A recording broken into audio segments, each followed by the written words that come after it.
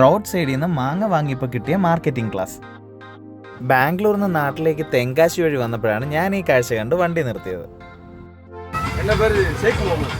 ഷെയ്ഖ് മുഹമ്മദ് ഒരു അസാധ്യ കച്ചവടക്കാരനാണ്. അറിഞ്ഞോ അറിയാതെയോ സെയിൽസിന്റെയും മാർക്കറ്റിംഗിന്റെയും ഡിഫറെന്റ് സ്ട്രാറ്റജീസ് യൂസ് ചെയ്യുന്ന ഒരു മനുഷ്യൻ.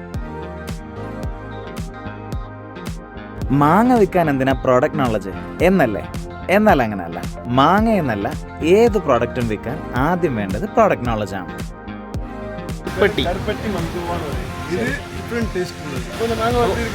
நல்லா இருக்கா?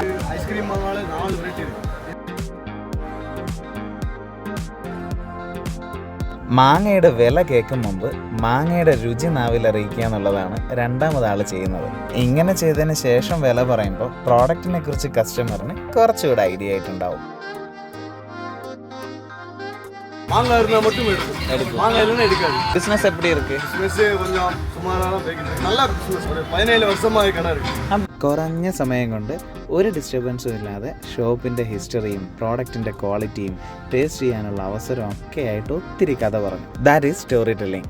നല്ല രീതിയിൽ കഥ പറഞ്ഞ് നന്നായി പ്രോഡക്റ്റ് എക്സ്പ്ലെയിൻ ചെയ്ത് നീറ്റായ പ്രോഡക്റ്റ് ഡിസ്പ്ലേ ചെയ്ത് ഇതിലുമേറെ ഭംഗിയായി എങ്ങനെയായി മാങ്ങ വിൽക്കുക. നിങ്ങൾ നല്ല പേசுறது.